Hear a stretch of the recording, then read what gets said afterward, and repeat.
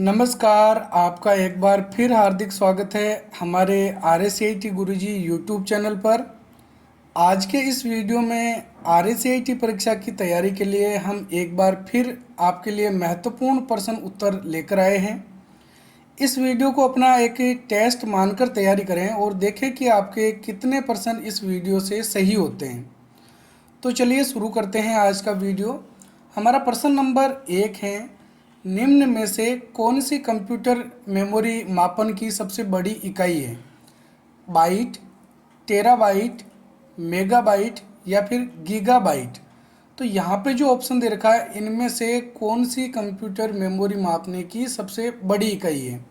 तो सही उत्तर इसमें क्या होगा? B, terabyte. ठीक है।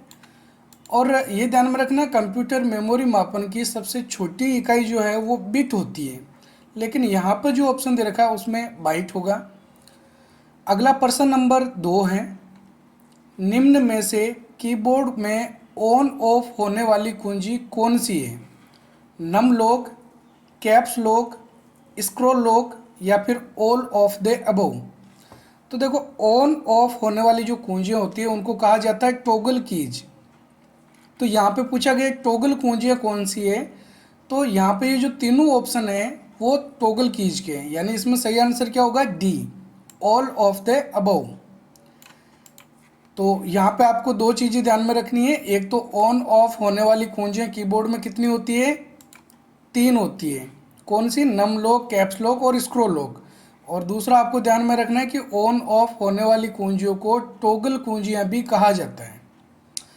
नेक्स्ट प्रश्न नंबर 3, प्रेजेंटेशन निम्न में से किसका संग्रह होता है? चार्ट और टेबल, वर्कशीट, वर्कबुक या फिर स्लाइड? तो इसमें सही उत्तर होगा डी, स्लाइड। प्रेजेंटेशन जो है वो स्लाइडों से मिलकर बनता है। पावर पॉइंट का प्रत्येक पेज स्लाइड कहलाता है। ठीक है, पेज नहीं बोल के उसको हम क्या बोलते हैं? स्लाइड बोलते हैं। अगला प्रश्न नंबर 4, निम्न में से कौन सा प्रिंटर स्याही की बूंदों को कागज पर छिड़क कर प्रिंट करता है? Laser printer, inkjet printer, dot matrix printer या फिर थर्मल प्रिंटर? तो इसमें सही उत्तर होगा बी, इंकजेट प्रिंटर। ठीक है, इंकजेट प्रिंटर जो है वो कागज पर बूंदों का छिड़काव करके प्रिंट करता है। डॉट मैट्रिक्स प्रिंटर जो है वो एक इम्पैक्ट प्रिंटर का उदाहरण है। ये तीनों नॉन इम्पैक्ट प्रिंटर होते हैं और dot matrix printer impact printer होता है। अगला प्रश्न number 5, iOS, Windows phone and Android निम्न में से किसके प्रकार हैं? Computer operating system, mobile operating system, application software या फिर मोबाइल ऐप? तो क्या होगा इसमें सही answer? B, mobile operating system. ठीक है, ये कंप्यूटर ऑपरेटिंग सिस्टम नहीं है, मोबाइल ऑपरेटिंग सिस्टम है। अगर कंप्यूटर ऑपरेटिंग सिस्टम पूछा जाए तो क्या होगा? जैसे हम विंडोज़ यूज करते हैं, विंडोज 7, विंडोज़ 10, विंडोज 11। ठीक है, इसके अलावा Linux, Unix, Microsoft disk operating system, MS dose जिसे कहा जाता है, तो ये ऑपरेटिंग सिस्टम होते हैं। ठीक है, नेक्स्ट प्रश्न नंबर 6, माइक्रोसॉफ्ट वर्ड 2019 में डॉक्यूमेंट को प्रिंट प्रीव्यू करने की शॉर्टकट कुंजी क्या है? Ctrl+M, Ctrl+F, Ctrl+F2 या फिर Alt+F? तो इसमें सही उत्तर होगा सी, Ctrl+F2। यहाँ पे हमने L की जगह K लिख दिया, ये थोड़ी सी मिस्टेक हो गई थी टाइपिंग में। ठीक है, ये CTRL है। Ctrl+F2 प्रिंट प्रीव्यू करने की शॉर्टकट कुंजी होती है। और प्रिंट प्रीव्यू करने से क्या होता है, हम प्रिंट करने से पहले डॉक्यूमेंट को देख सकते हैं कि किस तरीके से वो प्रिंट होने वाला है। अगला प्रश्न नंबर 7, निम्न में से सबसे अच्छी गुणवत्ता वाली वेक्टर ग्राफिक्स को कौन प्रिंट करता है? Inkjet printer, dot matrix printer, plotter या फिर ऑल ऑफ द अबव? तो वेक्टर ग्राफिक्स जो होती है उसको प्रिंट करने के लिए प्लॉटर का प्रयोग किया जाता है। इससे बड़े बड़े नक्शे, बड़े बड़े बैनर आदि अपन प्रिंट करते हैं। अगला प्रश्न नंबर 8, निम्न में से कौन सा ऑपरेटिंग सिस्टम नहीं है? लिनक्स, एमएस डोज, ओरेकल या फिर विंडोज। तो अभी आपको मैंने पिछले वीडियो में बताया था कौन कौन से ऑपरेटिंग सिस्टम होते हैं। तो सही आंसर होगा इसमें सी, ओरेकल। ओरेकल जो है वो एक ऑपरेटिंग सिस्टम नहीं है। लिनक्स, एमएस डोज और विंडोज ये ऑपरेटिंग सिस्टम के प्रकार हैं। और कौन से ऑपरेटिंग सिस्टम है? कंप्यूटर के। अगला प्रश्न नंबर 9, माइक्रोसॉफ्ट वर्ड 2019 में कंट्रोल प्लस रिटर्न का प्रयोग किस लिए किया जाता है? वर्ड फाइल को रिकवर करने के लिए, दोबारा ओपन करने के लिए, पेज ब्रेक लगाने के लिए या फिर हाइपर लिंक लगाने के लिए। तो माइक्रोसॉफ्ट वर्ड में कंट्रोल रिटर्न, ये ध्यान में रखना है, ये जो रिटर्न है इस रिटर्न कुंजी को एंटर कुंजी भी कहा जाता है। क्या बोलते हैं रिटर्न को? एंटर। तो कीबोर्ड में जो एंटर कुंजी होती है उसको अगर हम कंट्रोल एंटर बटन दबाएं तो माइक्रोसॉफ्ट वर्ड में क्या होता है? पेज ब्रेक लगा सकते हैं। और पेज ब्रेक लगाने से कर्सर जो है वो अगले पेज में चले जाता है, अगले पेज के शुरुआत में। और कर्सर के आगे अगर कुछ टेक्स्ट होते हैं तो वो भी अगले पेज में चले जाते हैं। अगला प्रश्न नंबर 10, माइक्रोसॉफ्ट वर्ड 2019 में शब्दों के नीचे लाल रंग की लहरेदार लाइन क्या दर्शाती है? वर्तनी में अशुद्धि, व्याकरण में अशुद्धि, स्ट्राइक थ्रू या फिर सुपर स्क्रिप्ट। तो शब्दों के नीचे लाल कलर की लहरेदार जो अंडरलाइन होती है, जो लाइन होती है, वो क्या दर्शाती है कि ये जो स्पेलिंग है वो गलत है। तो इसमें सही आंसर क्या होगा? ए, वर्तनी यानी स्पेलिंग में अशुद्धि। और अगर ग्रामर की कोई मिस्टेक होती है, व्याकरण की कोई मिस्टेक होती है, तो लाल की जगह हरी कलर की अंडरलाइन दिखाई देती है। स्ट्राइक थ्रू करने का मतलब होता है शब्दों के बीच में लाइन खींचना। और सुपर स्क्रिप्ट करने का मतलब होता है शब्दों को उसी लाइन में ऊपर लिखना।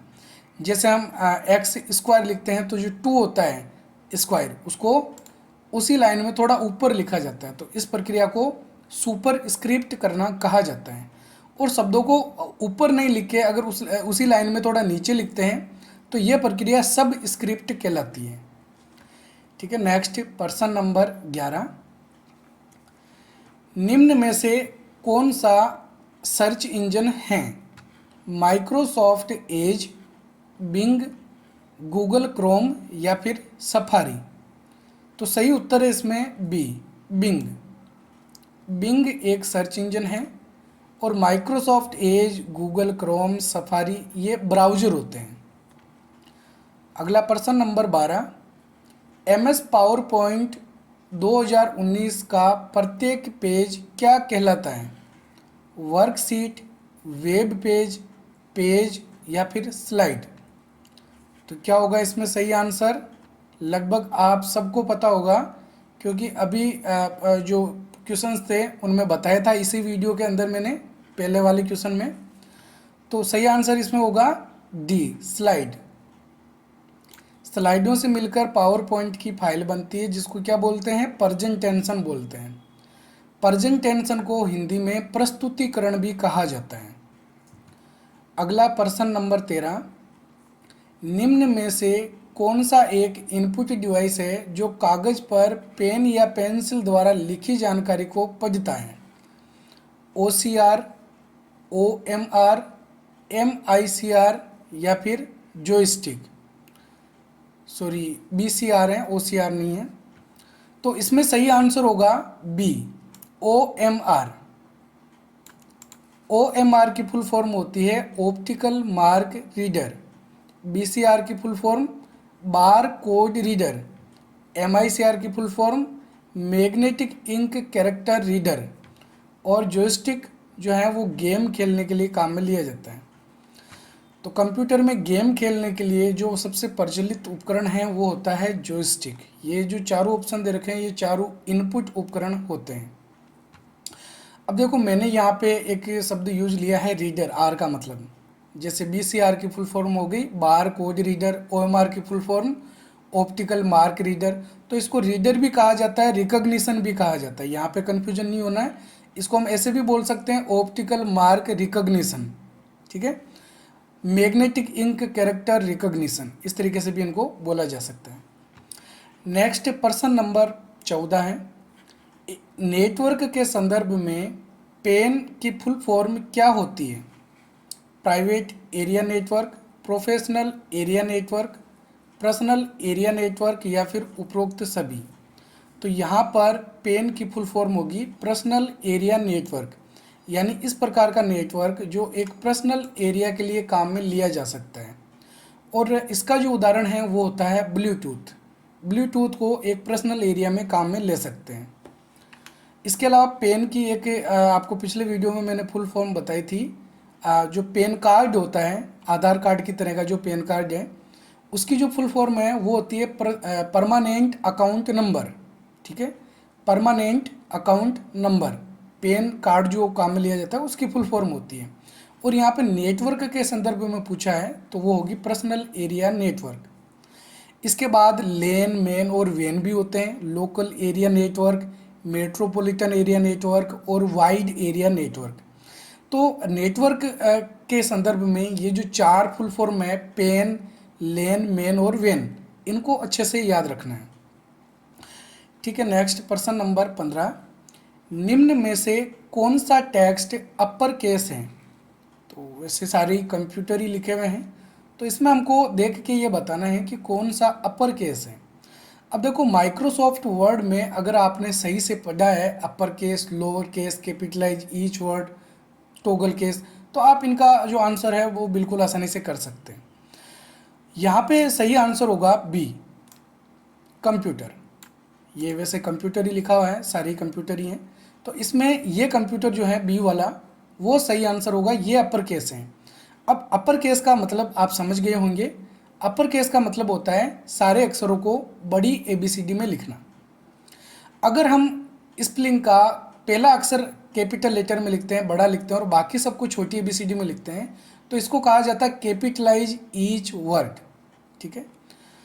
नेक्स्ट प्रश्न नंबर 16, इंटरनेट के माध्यम से इनमें से कौन सी सुविधाएं प्राप्त कर सकते हैं?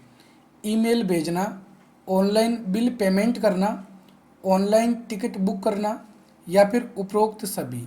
तो इंटरनेट से ये सारे कार्य किए जा सकते हैं, इसलिए सही आंसर इसमें क्या होगा? डी, उपरोक्त सभी। अगला प्रश्न नंबर 17 है, अक्षरों को तिरछा लिखना क्या कहलाता है? बोल्ड, इटैलिक, अंडरलाइन या फिर सब स्क्रिप्ट। तो टेक्स्ट को तिरछा लिखना इसको बोलते हैं इटैलिक करना, बी इसमें सही आंसर। और बोल्ड करने का मतलब होता है अक्षरों को गहरा करना। अंडरलाइन करने का मतलब तो आप जानते ही होंगे, शब्दों के नीचे लाइन खींचना, अंडरलाइन करना। और सब स्क्रिप्ट करना अभी आपको बताया था, शब्दों को उसी लाइन में थोड़ा नीचे लिखना, इसको बोलते हैं सब स्क्रिप्ट करना। और शब्दों को उसी लाइन में ऊपर लिखना, उसको बोलते हैं सुपर स्क्रिप्ट करना। अगला प्रश्न नंबर 18, ब्राउज़र में वेबसाइट का URL कौन सी पट्टी में दिखाई देता है? Title bar, menu bar, address bar या फिर टास्क बार। तो URL जो है, URL किसी वेबसाइट का एड्रेस को कहा जाता है। URL की फुल फॉर्म होती है यूनिफॉर्म रिसोर्स लोकेटर। जैसे www.google.com ये एक URL हो गया, ठीक है। तो ये जो URL है ये हमको कहाँ पे दिखाई देता है? वेबसाइट का एड्रेस हमको कहाँ दिखाई देता है? एड्रेस बार में दिखाई देता है। तो सही आंसर होगा इसमें सी, एड्रेस बार। अगला प्रश्न नंबर 19 है, निम्न में से कौन सा आउटपुट डिवाइस का उदाहरण है? माइक्रोफोन, हेडफोन, स्कैनर या फिर OCR। तो यहाँ पे हमको बताना है आउटपुट उपकरण कौन सा है। इसमें सही उत्तर होगा बी, हेडफोन। हेडफोन ईयरफोन का एक बड़ा रूप होता है जिसको हम कानों पे लगा के कुछ कंप्यूटर से म्यूजिक वगैरह सुन सकते हैं। माइक्रोफोन जो होता है वो आवाज़ इनपुट करने के लिए होता है और हेडफोन आवाज़ आउटपुट करने के लिए होता है। इसके अलावा स्कैनर और OCR भी इनपुट उपकरण होते हैं। नेक्स्ट प्रश्न नंबर 20 है, कर्सर के दाईं तरफ के अक्षर को मिटाने के लिए कौन सी कुंजी का प्रयोग किया जाता है? बैक स्पेस, डिलीट, इंसर्ट या फिर टैब। तो कर्सर के दाईं तरफ के अक्षर को मिटाने के लिए हम डिलीट कुंजी का प्रयोग करते हैं। ध्यान में रखना है, यहाँ पर पूछा गया है दाईं तरफ के अक्षर को मिटाने के लिए, इसलिए हमने डिलीट कुंजी को सेलेक्ट किया है। अगर यहाँ दाईं की जगह पे बायां लिखा हुआ होता कि कर्सर के बाईं तरफ के अक्षर को मिटाना है, तो इसमें सही उत्तर होगा बैक स्पेस। ठीक है, कर्सर के बाईं तरफ के अक्षर को मिटाने के लिए बैक स्पेस और दाईं तरफ के अक्षर को मिटाने के लिए डिलीट कुंजी का प्रयोग करते हैं। कर्सर किसे बोलते हैं? जब हम कोई अक्षर टाइप करते हैं, जब कोई शब्द लिखते हैं, तो जो टिमटिमाती हुई लाइन हमको दिखाई देती है उसे कर्सर कहा जाता है। हम जो शब्द लिखते हैं वो वहीं पे हमको दिखाई देते हैं जहाँ पे कर्सर होता है। नेक्स्ट प्रश्न नंबर 21, पोर्ट्रेट और लैंडस्केप क्या है? Page size, themes, page orientation या फिर मार्जिन्स। तो इसमें सही उत्तर है सी, पेज ओरिएंटेशन। तो ध्यान में रखना है, पेज ओरिएंटेशन दो प्रकार के होते हैं, पोर्ट्रेट और लैंडस्केप। अगला प्रश्न नंबर 22 है, MS एक्सेल 2019 में सेल में हेज क्या इंगित करता है? सेल सामग्री को छुपाया गया है, सेल सामग्री बड़ी होने के कारण प्रदर्शित नहीं किया जा सकता, सेल सामग्री सही नहीं है, उपरोक्त सभी। तो माइक्रोसॉफ्ट एक्सेल में जब सेलों में लिखी हुई सामग्री कुछ बड़ी होती है, सेलों के अंदर लिखा हुआ डेटा बड़ा होता है जिसको दिखाया नहीं जा सकता है, तो ऐसी स्थिति के अंदर उस सेल में हमको हेज दिखाई देते हैं। तो इसीलिए इसमें सही आंसर होगा बी, सेल सामग्री बड़ी होने के कारण प्रदर्शित नहीं किया जा सकता। अगला प्रश्न नंबर 23 है, किस प्रकार के साइबर हमले में आपसे आपकी जानकारी मांगी जाती है, जैसे आपके पासवर्ड, नाम, जन्म तिथि, पिन आदि? मेलवेयर, ट्रोजन हॉर्स, फिशिंग या फिर पासवर्ड अटैक। तो इसमें सही उत्तर होगा सी, फिशिंग। ठीक है, हालांकि ये सभी साइबर हमले हैं, लेकिन फिशिंग जो है इसके अंदर हमसे हमारी डिटेल्स मांगी जाती हैं, ईमेल के जरिए, कॉलिंग के जरिए, मैसेज के जरिए। ठीक है, आपको पिछली लाइव क्लास में मैंने बताया था कि फिशिंग का कार्य क्या होता है। अगला प्रश्न नंबर 24, निम्न में से कौन सा फोल्डर ईमेल में नहीं होता है? ट्रैश, सेंड, रिसीव मेल या फिर स्पैम। तो इनमें से कौन सा जो फोल्डर है वो हमको ईमेल के अंदर दिखाई नहीं देता है? तो सही उत्तर होगा इसमें सी, रिसीव मेल। सेंट वाला तो होता है लेकिन रिसीव वाला नहीं होता है, रिसीव की जगह पे इनबॉक्स होता है। ठीक है, जो प्राप्त की हुई मेलें रहती हैं। अगला प्रश्न नंबर 25, MICR में सी का अर्थ क्या होता है? Centre, code, computer, character.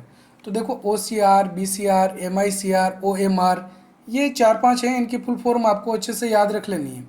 वैसे मैंने कंप्यूटर इनपुट डिवाइसेज के ऊपर एक अच्छे से वीडियो बन रखा है जिसमें सारे इनपुट डिवाइसों को, फिर एक और वीडियो बना रखा है जिसमें सारे आउटपुट डिवाइसेज को अच्छे से समझा रखा है। तो अगर आप वो वीडियो देख लेते हैं तो इनपुट डिवाइस आउटपुट डिवाइस का जो आपके कन्फ्यूजन है वो सारा क्लियर हो जाएगा। सारी फुल फॉर्म्स क्या कार्य करते हैं, किस प्रकार का होता है, वो सारे मैंने एनिमेशन चित्रों के माध्यम से अच्छे से बता रखा है। तो MICR की फुल फॉर्म अगर आपको पता है तो सी का अर्थ अपने आप ही पता हो जाएगा। MICR की फुल फॉर्म होती है मैग्नेटिक इंक कैरेक्टर रीडर या रिकॉग्निशन बोल सकते हैं। तो मैग्नेटिक इंक कैरेक्टर रिकॉग्निशन, यहाँ पे सी का अर्थ क्या हो रहा है? कैरेक्टर हो रहा है, इसलिए सही आंसर इसमें होगा डी, कैरेक्टर। नेक्स्ट प्रश्न नंबर 26, निम्न में से कौन सी मेमोरी प्रति सेकंड कई बार रिफ्रेश होती रहती है? Dynamic RAM, static RAM ROM या फिर ईपी रोम?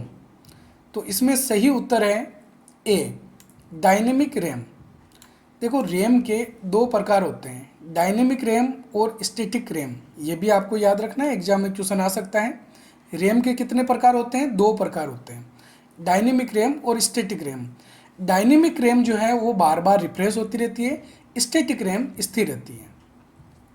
हालांकि इन दोनों में डेटा अस्थायी रूप से ही रखा जाता है जब तक कंप्यूटर चालू रहता है। अगला प्रश्न नंबर 27, www का पूरा नाम क्या है?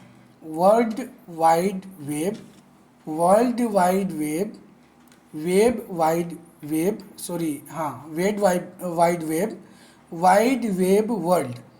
तो सही आंसर होगा इसमें world wide web. B option जो है वो इसमें सही रहेगा।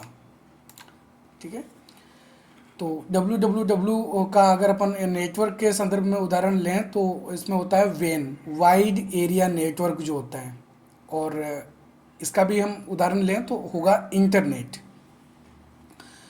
नेक्स्ट प्रश्न नंबर 28, MS एक्सेल 2019 में सेल का सही एड्रेस क्या होगा? 11AZ15, AZ 327, 327AZ या फिर A27AZ?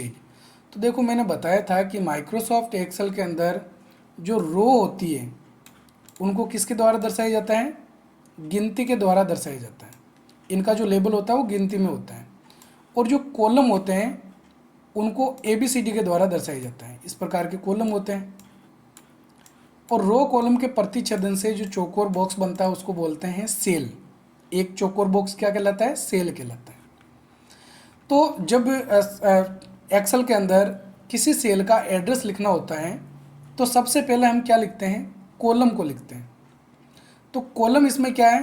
कॉलम ABCD के द्वारा दर्शाया होता है, तो AZ इसके अंदर पहले आ रखा है। उसके बाद रो की संख्या होती है, इसलिए सही आंसर इसमें होगा बी, AZ 327। अब देखो इसमें क्या कर रखा है, A फिर 27 लिख के फिर दोबारा AZ लिखा है। ऐसा नहीं होता कि कॉलम लिखेंगे फिर रो लिखेंगे और फिर दोबारा कॉलम को लिखेंगे, इसलिए ये इसमें सही आंसर है। अगला प्रश्न नंबर 29, CD DVD में फाइल को कॉपी करने की प्रक्रिया क्या कहलाती है? स्टोरिंग, कॉपिंग, पेस्टिंग या फिर बर्निंग? तो CD DVD के अंदर हम जो फाइल कॉपी करते हैं इस प्रक्रिया को बर्निंग करना कहा जाता है। CD की फुल फॉर्म कॉम्पैक्ट डिस्क और DVD की full form digital video disc या डिजिटल वर्सटाइल डिस्क होती है। अगला प्रश्न नंबर 30 है, UPI में पुश टेक्नोलॉजी का प्रयोग कब करते हैं? पैसा भेजने के लिए, भुगतान प्राप्त करने के लिए, गेम खेलने के लिए या फिर उपरोक्त सभी? तो इसमें सही उत्तर होगा ए, पैसा भेजने के लिए। ठीक है,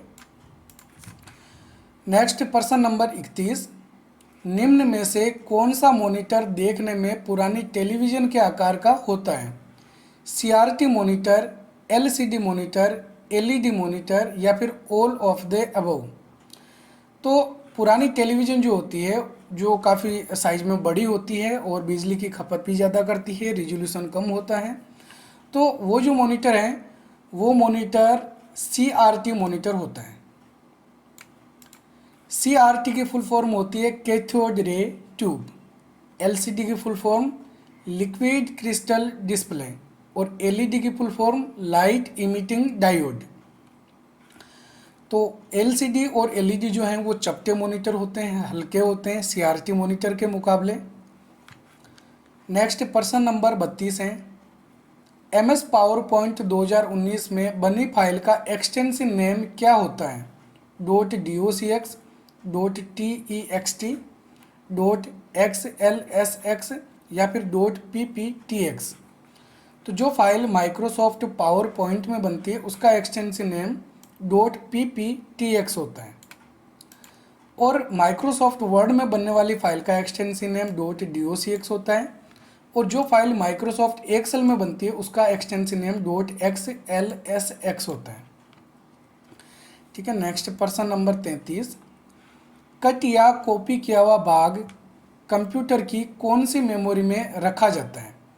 hard disk drive, read only memory, clip board memory या फिर ऑप्टिकल डिस्क। तो कट या कॉपी किया हुआ भाग कंप्यूटर की जिस मेमोरी में रहता है उस मेमोरी को हम बोलते हैं क्लिप बोर्ड मेमोरी। सी इसमें सही आंसर होगा। अगला प्रश्न नंबर 34 है, MS एक्सेल 2019 में एक से अधिक सेलों को एक साथ मिलाने के लिए किस टूल को चुना जाता है? Wrap text, merge cell, edit cell या फिर फॉर्मेट सेल। तो इसमें सही उत्तर होगा बी, मर्ज सेल। मर्ज करने का मतलब होता है एक से ज़्यादा सेलों को मिलाकर एक सेल में बदलना। ठीक है। अगला प्रश्न नंबर 35 है, दो कंप्यूटरों के बीच डेटा ट्रांसफ़र करने के नियमों को क्या कहा जाता है? टोपोलॉजी, नेटवर्किंग, प्रोटोकॉल या फिर इंटरकनेक्शन। दो कंप्यूटरों के बीच डेटा ट्रांसफ़र करने के लिए कुछ नियम होते हैं, उन नियमों को प्रोटोकॉल कहा जाता है। ठीक है। सी इसमें सही आंसर होगा। तो अब आप हमें कमेंट करके ज़रूर बताएं कि इन 35 प्रश्नों में से आपके कितने प्रश्न सही हो रहे हैं।